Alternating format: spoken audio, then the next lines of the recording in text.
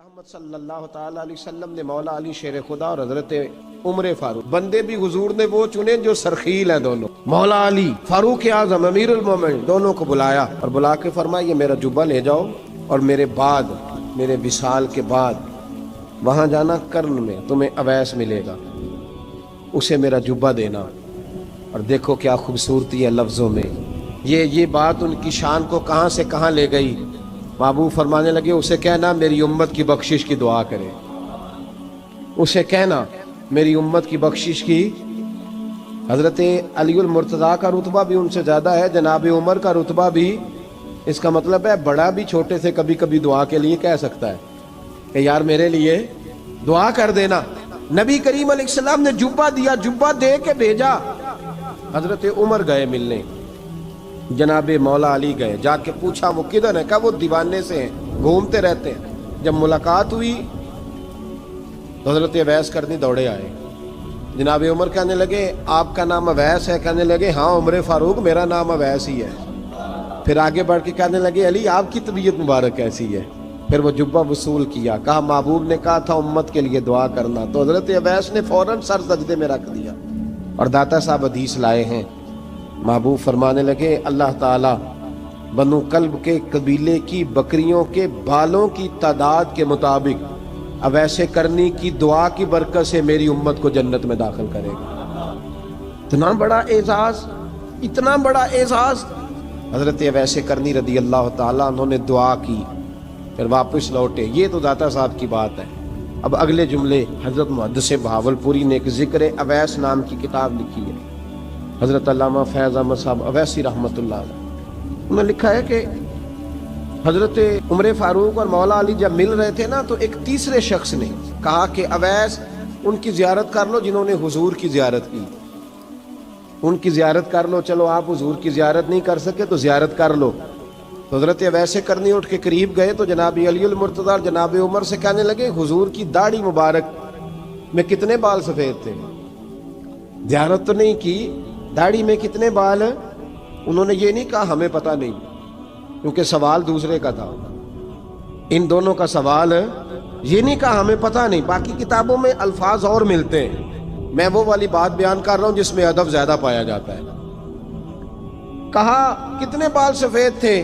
تو یہ نہیں فرمایا مولا علی اور جناب عمر نے کہ ہمیں پتہ نہیں. کہنے لگے ویس آج آپ ہی بتائیں گے کتنے سفید، آج آپ ہی بتائیں کتنے ہیں. تو حضرت سیدنا اویس کرنی کہنے لگے محبوب کی داڑھی مبارک میں 17 بال سفید تھے، 17 بال سفید تھے. یہ ان کی زیارت کا حال.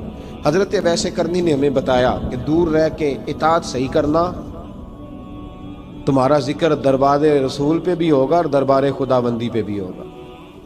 حضرت حرم بن حیان رحمت اللہ تعالیٰ علیہ فرماتے ہیں میں حضرت اویس کرنی کو ڈھونڈنے چل پڑا.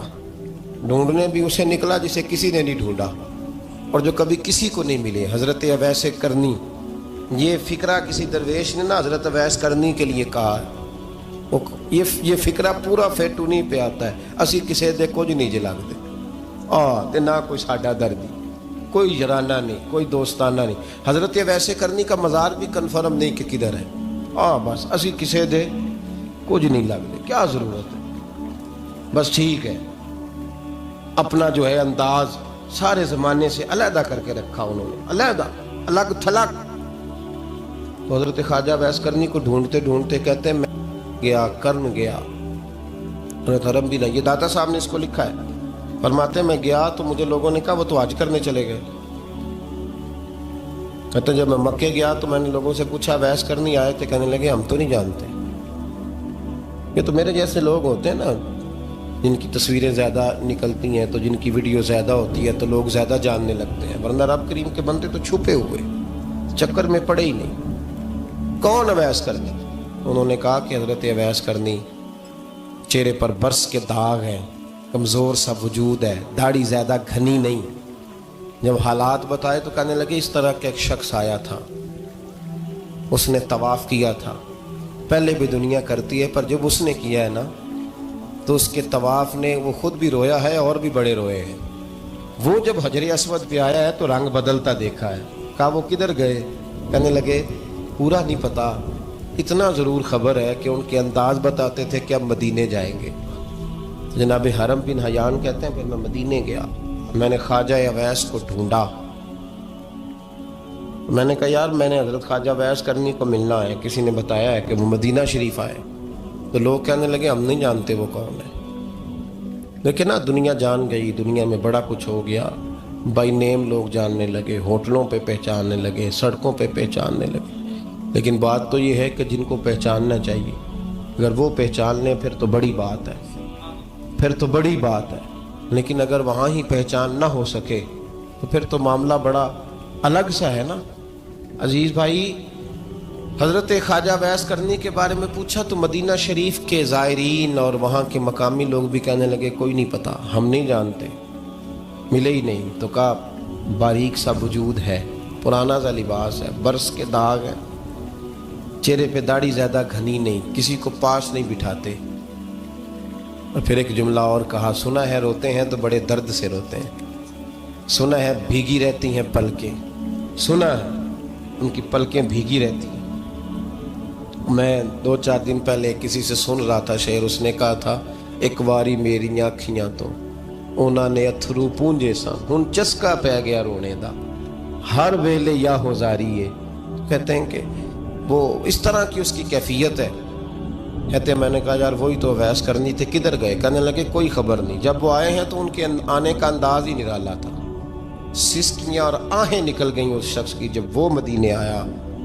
حضرت حرم بن حیان کہتے ہیں میں ڈھونڈتا رہا, تلاش کرتا رہا, پھر میں ان کو ڈھونڈتے ڈھونڈتے عراق میں آیا تو نہر فرات کے کنارے ایک کمزور سے آدمی کو ریت کے ٹیلے پر بیٹھ کے وضو کرتے دیکھا. کہتے ہیں جب ان کا وضو مکمل ہوا تو میں نے کہا السلام علیکم. تو کہتے انہوں نے چہرہ نہیں پھیرا, وہیں بیٹھے بیٹھے کہنے لگے وعلیکم السلام یا حرم بن حیان, یا حرم بن حیان وعلیکم السلام. کہتے میں نے کہا کہ من انت, آپ کون ہے؟ تو کہنے لگے وہی ہوں جسے تم مکے اور مدینے ڈھونڈتا رہا. تو کہتے میں نے کہا حضور آپ میرا نام کیسے جانتے ہیں؟ بڑا خوبصورت جملہ ہے, اللہ کرے آپ کو یہ یاد رہے, سبق کبھی نہ بھولنا, یہ سبق کبھی نہ بھولنا. بابا صاحب کے مزار پہ گئے تو خالی آ گئے, دادا صاحب گئے تو خالی, ایسے ہی چلے گئے. ہم فارغ لوگ تھے, کوئی کام نہیں تھا کہ بابا فرید کی گلیوں میں گھومتے رہے. ہم فارغ تھے کہ 2 بجے حضرت سلطان باہو رحمت اللہ علیہ کی جالیوں کے سامنے کھڑے رہے. ہم کوئی پتھر چاٹنے والے لوگ تھے کہ آدھی رات بیت گئی اور ہم بزرگان کرما والا شریف کھڑے رہے. یہ کیسے ہو گیا کہ محدث اعظم کے مزار پہ کھڑے رہے؟ ایسے ہی کوئی بات تھی؟ حضرت ویسے کرنی بول کر فرمانے لگے, کہنے لگے کیا کہا تو نے کہ میں تجھے کیسے جانتا ہوں؟ فرمانے لگے تو مجھ سے پیار کرتا ہے, عارف تو روحی من روحی کا, میری روح تیری روح کی جاننے والی ہے. یہ روحوں کا رشتہ ہے, یہ خطا نہیں جایا کرتا. عارف تو روحی من روحی کا, میری روح تیری روح کو جانتی ہے. یہ کیسے ہو گیا؟ کوئی ایسے لوگ تھے, تو اتنی جگہ مجھے تلاش کر آیا اور میں تجھے جانوں نہ, یہ کیسے ہو سکتا ہے؟ یہ کیسے ممکن ہے؟ تو ڈھونڈتا رہا گلی گلی اور میں کہوں کہ میں تجھے جانتا نہیں. فرمایا حرم بن حیان میں, ہاں میں دعا کرتا ہوں اللہ کی بارگاہ میں کہ رب کریم مجھے اور تجھے جنت میں اکٹھا کر دے. کہتے ہیں جب انہوں نے یہ دعا کی تو وہ چل پڑے. میں نے کہا حضور کہاں جا رہے ہیں؟ فرمانے لگے میرا پیچھا نہ کرنا, میں کسی اور منزل کا مسافر ہوں, اور جس رستے میں چل رہا ہوں نا ان منزلوں پہ ساتھ نہیں کسی کو لیا جاتا. یہ میری اپنی ذاتی منزل ہے, اس میں پاؤں پہ چھالے ذرا سخت ہوتے ہیں, ہر آدمی کا کام نہیں یہاں چلنا. تو مجھے تنہا رہنے دے اور مجھے اپنی مرضی سے چلنے دے. کہتے میں نے منت کی تو کہنے لگے بس, انہیں جد و جہد بڑی کی تھی تو تیرے ساتھ ملاقات کر لی, تجھے پہچان لیا, تیرے ساتھ بات کر لی, ورنہ میں کہہ چکا ہوں اسی کسے دے کچھ نہیں لگ دے. اسی لیے میں نے حضرت غالباً امام شورانی رحمۃ اللہ علیہ کے حوالے سے پڑھا ہے کہ قیامت کے دن جب حضرت ویسے کرنی جنت میں جائیں گے تو ممکن ہے اس وقت بھی لوگوں کو دیدار نہ کرایا جائے, بلکہ امام شورانی کہتے ہیں اللہ 70,000 فرشتے ان کی شکل کے پیدا فرمائے گا اور ان کے جھرمٹ کے اندر چھپا کے انہیں جنت میں داخل کرے گا. ملاقات کس سے ہوگی؟ صرف انہی سے ہوگی جن کے لیے انہوں نے زندگی گزار دی. یا خدا سے ملیں گے یا مصطفیٰ کریم سے ملیں گے. یہ بھی لوگ تو محبت کریں, صالحین کا پیار नेक लोगों की मोहब्बत, सालिहीन की मोहब्बत रास्ता आसान करती। कोई शक नहीं कि ज़माने में सारे लोग अच्छे नहीं होते, बुरे लोग भी आए हैं मार्केट में, होते हैं, लेकिन 2 4 5 10 बुरों को लेकर के अच्छों की मोहब्बत छोड़ देंगे, नेक लोगों का जिक्र छोड़ देंगे, उनका प्यार छोड़ देंगे, उनका तज़किरा पढ़ना छोड़ देंगे, उनके पास बैठना छोड़ देंगे। गुज़श्ता दौर में जो बादशाह भी नेक हुए ना, वो भी सालिहीन की मोहब्बत की वजह से नेक हुए। औरंगजेब आलमगीर अगर कुछ बेहतर हुए तो इसलिए कि मुल्ला जीवन नेक आदमी से मोहब्बत करते थे। महमूद गजनवी की बेहतरी का सबब यह था कि हजरत सैयदना अबुल हसन खरकानी के पास जाया करते थे। सालिहीन की मोहब्बत ने बादशाहों के रुख बदले, बादशाहों के। इन लोगों को प्यार था तो आला जहांगीर बादशाह जाया करता था ख्वाजा अजमेर के आस्थाने पर, तो लोग कहते हैं कि बड़े सख्त दिनों में भी हम उसकी आंखों में आंसू देखा करते थे। दर्द वाली जगह पे जाते थे ना लोग तो दर्दमंद हो जाते। इसलिए सालिहीन का प्यार कभी ना छोड़े, कभी ना छोड़े। मेरे भाई, कपड़ों पे मिट्टी पड़ जाए ना तो कपड़े धोए जाते हैं, उतार के फेंके नहीं जाते। चीजें गलत हो जाएं तो गर्द झाड़ी जाती है। उस निज़ाम को छोड़ा, सालिहीन का प्यार कभी ना छोड़ना, कभी ना छोड़ना। रब करीम के बंदों की मोहब्बत अल्लाह तबारक व तआला के करीब करेगी आपको। अल्लाह के बंदों की मोहब्बत आपके अंदर जलवे पैदा करेगी। और अगर आप उनको पढ़ेंगे, मैं जब पाकपतन शरीफ जाता हूँ या किसी मज़ार पर मैं खड़ा होता ना, तो वो जो हालात पड़े होते हैं ना उन बुज़ुर्गों के, वो सामने आते हैं कि यहाँ ख्वाजा निज़ामुद्दीन महबूब इलाही तशरीफ़ लाए। देखे ना, अगर कोई बंदा सोचे तो हो सकता है कि उसका कलेजा फटने को आए जब ख्वाजा निज़ामुद्दीन साहब कहते हैं कि जो बाबे जन्नत है ना बाबा फरीद साहब का, कहते हैं ऐसे ही बाबे जन्नत नहीं, फरमाते हैं जब बाबा साहब का विसाल हुआ तो बाबा साहब वहीं लेटे हुए थे जहां आज उनकी मज़ार है, और उनके सराहने बिल्कुल जिस जगह को लोग बाबे जन्नत कहते हैं वहां मैंने रसूल पाक को खड़े हुए देखा है। अब कोई आदमी हुजूर की खुशबू महसूस, उसका एक इरादा बन गया ना कि यहाँ हुजूर खड़े थे, उस पर कैफियत क्या तारी हो, उस पर अंदाज क्या होगा, उस पर वारद क्या होगा, वो कहां पहुंच जाएगा 1-2 मिनट के अंदर। तो ये तो उस वक्त है जब उसके महसूसात होंगे, जब वो नजरियाती तौर पर इस बात से मुत्तफिक होगा, जब वो खुशबू महसूस करने की सलाहियत रखता होगा।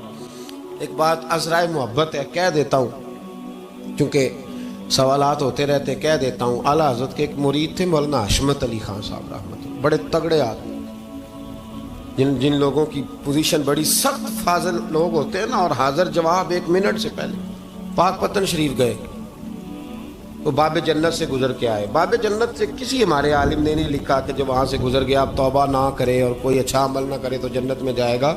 बस ये कहा कि एक दरवाज़ा है जहाँ ख्वाजा निज़ाम ने हुजूर अलैहिस्सलाम को खड़े देखा, गुजर जाए कोई तो अल्हम्दुलिल्लाह, उसके लिए एक बरकत है। लेकिन किसी शख्स ने ये नहीं कहा कि अब वहाँ से निकल के आ जाए और माज़अल्लाह झूठ बोले, जो मर्जी करे और कहे मैं जन्नती हो गया। ये माना किसी बंदे ने भी बयान नहीं किया। हाँ, वहाँ से गुजर के आए, सच्ची तौबा करे, बाद में अपने अमाल पे मेहनत करे, अल्लाह उसे बरकत अता करेगा। फरमाते मैं पाकपतन शरीफ से होके आया, रश बड़ा था, उसके अय्याम थे, तो बाबे जन्नत से गुजर के आया तो मैं बस की छत पे बैठ गया। कुछ और लोग भी थे, तो उनमें से कुछ ऐसे साहिबान भी थे जिनको बीमारी होती है छेड़ के रखने की, कोई ना कोई बात किए रहते हैं, ये हो गया तो वो हो गया। कहते हैं उन्होंने बात छेड़ दी, मौलाना कहाँ से आ रहे हैं? तो मैंने कहा पाकपतन शरीफ। तो कहने लगे कि आप वो बहिश्ती दरवाज़ा जिसको कहते हैं बाबे जन्नत, वहाँ से भी गुजरे हैं? कहने लगे अल्हम्दुलिल्लाह, लाइन तो बड़ी लंबी थी पर मौका मिल ही गया है, गुजर गया हूँ वहाँ से। तो कहते हैं मुझे सूंघने लग गए। कहने लगे फिर तो आप जन्नती हो गए होंगे, पर आपके पास से जन्नत की खुशबू नहीं आ रही। तंजिया, उन्होंने कहा तंजिया। तो कहते हैं उन्होंने तंज किया तो मुझे भी हक हासिल था, जवाब दर जवाब की तो इजाज़त होनी चाहिए ना।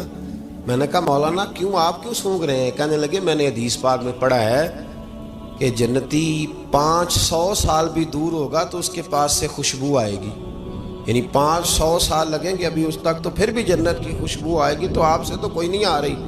कहते मैंने उनसे कहा आपने एक हदीस पढ़ी है, अगली भी पढ़ लेनी थी। हुजूर ने फरमाया जहन्नमी को जन्नत की खुशबू कोई नहीं आएगी। ये नहीं पढ़ी आपने हदीस, ये नहीं नज़र से गुजरी? तो कहते अब वो मौलाना मुझसे माजरत करने लगे, कहने लगे यार आप तो नाराज़ ही हो गए। तो मैंने कहा भी आपने क्यों छेड़ी बात? मैंने आपसे को डिस्कस किया, आपने पूछा कहाँ से, आप फिर आप ही ने कह दिया। کہ وہاں سے گزرے کہ نہیں جنتی دروازے سے، اور پھر آپ نے ہی اعتراض کر دیا تو پھر ہمیں اتنا تو حق حاصل ہے نا. ہم آہ بھی کرتے ہیں تو ہو جاتے ہیں بدنام، اور تم قتل بھی کر دو تو چرچا نہیں ہوتا. ہمیں بھی تو حق حاصل ہے نا، اتنا تو جواب در جواب ہم دے سکتے ہیں. تو بھائی اس لیے صالحین کی محبت کبھی نہ چھوڑیں، اللہ کے بندوں کا پیار ہو کبھی نہ چھوڑیں. کسی بزرگ کا ذکر ہو، کسی صحابی کی بات ہو، اہل بیت نبی، حتیٰ کہ انبیاء کرام علیہ السلام، اللہ کے انبیاء کی محبت، ان کی تعظیم، ان کا اکرام اپنے دل میں بٹھائیں، اس کو جگہ دیں.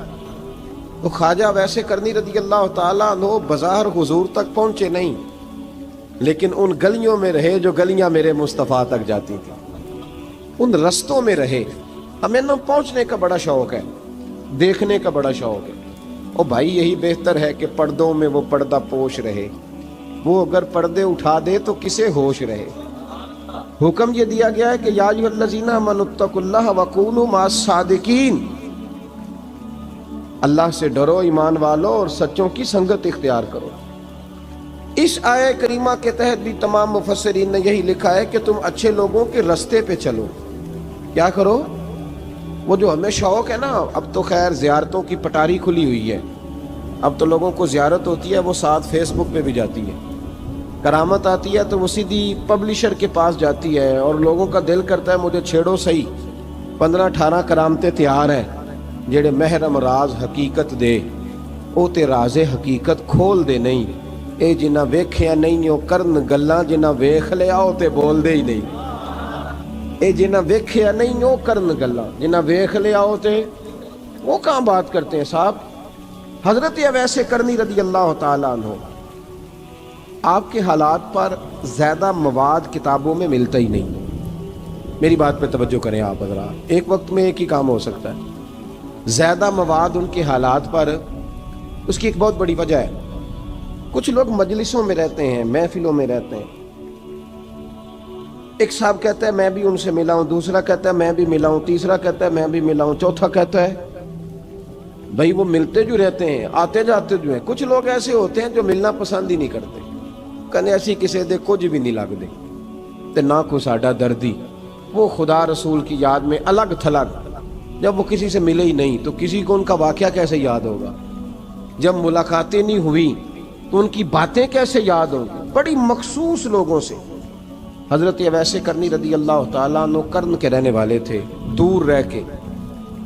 ہم لوگ نا دور یہاں سے آواز دیتے ہیں کہ یا رسول اللہ کوئی سبب لگ جائے تو ہم مدینہ شریف حاضر ہو جائیں. میرے اصحاب رحمۃ اللہ علیہ فرمایا کرتے تھے جو دور رہ کے بھی نبی پاک کی صحیح بات مانے نا، مصطفیٰ کریم اسے وہیں دیدار عطا کر دیتے. شرط یہ ہے کہ مانے صحیح کر کے، دور رہ کے. دلیل کیا ہے؟ حضرت اویس کرنی تو پاس رہے ہی نہیں، لیکن محبوب کے طریقے پر صحیح کر کے عمل کیا، نبی پاک علیہ السلام کی سنت پر صحیح کر کے عمل کیا، حضور کی باتوں کو صحیح کر کے مانا. قریب نہیں تھے، کرن میں تھے، دور تھے، لیکن میرے محبوب نے بٹن کھول کے یمن کی طرف چہرہ مبارک کر کے ٹھنڈی سانس لے کے فرمایا ادھر سے نا مجھے رب رحمان کی خوشبو آتی ہے، ادھر سے مجھے رب رحمان کی خوشبو آتی ہے. بھائی تو بات مان، تو جہاں بھی ہے. ابھی میں اپنے ایک دوست کو سمجھا رہا تھا کہ خوشامد اور ہوتی ہے اور محبت اور ہوتی ہے. منہ پہ لوگ بڑی کھل کے خوشامد کر دیتے ہیں، لیکن سمجھ آ رہی ہوتی ہے کہ جو کہہ رہا ہے نا اس کی باڈی لینگویج اس کا ساتھ نہیں دے رہی، غلط کہہ رہا ہے، جھوٹ بول رہا ہے. یہ جو کہہ رہا ہے نا یہ خوشامد ہے. لوگ کام لینے کے لیے نہیں بعض اوقات بڑھا چڑھا کے، چھوٹے بندے کو نہیں بندہ بڑھا چڑھاؤ، بیٹا تو ہے ہی بڑا دلیر، جا میرا پتر بھاگ کے. تو یہ تعریف نہیں ہو رہی، یہ خوشامد ہے. او بھائی خوشامد اور محبت میں کچھ لوگ سامنے آ کے بڑی خوشامد کرتے ہیں پر محبت نہیں کرتے. بڑی خوشامد قرآن پڑھ کے دیکھیں، قرآن پڑھ کے دیکھیں وَمِنَ النَّاسِ مَن يَقُولُ آمَنَّا بِاللَّهِ وَبِالْيَوْمِ الْآخِرِ وَمَا هُمْ بِمُؤْمِنِينَ. محبوب تیرے سامنے آ کے لوگ کہتے ہیں ہم اللہ پر اور آخرت پر ایمان لائے، تیرے سامنے آ کے کہتے ہیں، پر محبوبہ یہ ایمان والے، اللہ کہہ رہا ہے یہ ایمان والے. ایک نے سامنے آ کے اچھے تلفظ سے کلمہ پڑھا ہے اور اللہ فرماتا ہے محبوب یہ ایمان والا. اور ایک دور یمن میں بیٹھے ہیں، ظاہراً ملنے بھی نہیں آئے، لیکن محبوب نے ٹھنڈی آہ لے کے فرمایا یار مجھے رب رحمان کی خوشبو آتی ہے. تو گھر اس کی دلیل مسند امام احمد بن حنبل کی ایک مضبوط حدیث پڑھ دوں تاکہ بات یاد رہے. حضرت معاذ بن جبل رضی اللہ تعالیٰ عنہ فرماتے ہیں نبی پاک نے مجھے یمن کا گورنر بنایا. جب میں جا رہا تھا نا اللہ کے حبیب نے مجھے کئی نصیحتیں فرمائیں. ان میں سے ایک بات حضور نے یہ فرمائی کہ یاد رکھنا جب بندہ اللہ سے ڈرتا ہے تو اللہ اس کی مدد فرماتا ہے. یہ حضور نے نصیحت فرمائی. فرماتے ہیں جب میں رخصت ہونے لگا نا ادھر دیکھیں میری طرف, سارا پروٹوکول نا پیروں کا ہی رہ گیا ہے, مریدوں بیچاروں کا بالکل ہی ختم ہو گیا. حالانکہ جو صاحب نسبت جو درویش وہ میں کبھی کبھی سوچنے لگ جاتا ہوں. میں لاہور میں تھا پرسوں تو مجھے ایک صاحب نے رکا دے دیا, کہنے لگے جی اس مرید کو سمجھائیں, اس نے لکھا ہوا ہے اپنے رکشے کے اوپر کہ یہ میرے پیر کی دعا ہے. اب پیر کی دعا سے رکشہ تو نہیں نہ ملتا. اور میں نے کہا چل یار اس کی محبت ہے جو اس کا دل کرے لکھے, تو مہربانی کر لکھنے دے, کیا کیا جا سکتا ہے. سارا پروٹوکول بھائی کوئی ضروری نہیں ہے کہ پیر کے آنے پہ بھی روڈ بلاک ہو تو پھر وزیر کے آنے پہ بھی بلاک ہو, تو فرق کیا رہ جائے گا. درویشوں کو ضرورت ہے. میں ابھی آپ کو اپنے زمانے کے درویش کی بات بتا رہا ہوں کہ عیدگاہ شریف کا نام بڑا ہے اور قد کاٹ بھی بڑا ہے, لیکن میں چھوٹا آدمی, کوئی میرا تعارف نہیں, کپڑے بھی بڑے پرانے سے. تو میں صبح پہنچا تو سامنے پاک کہاں سے آئے ہو, گجرانوالہ سے آئے, تو وہ خود کھانا لے کے آ گئے. وہ پتہ نہیں کوئی ضروری تو نہیں ہے کہ کسی کے ساتھ فوٹو ہی آ جائے تو اسی سے پیار ہوتا ہے, وہ ضروری تو نہیں صاحب. لیکن آپ یقین کریں کہ وہ کھانے میں بھی بڑی لذت تھی, لنگر شریف کا بھی بڑا ذائقہ تھا.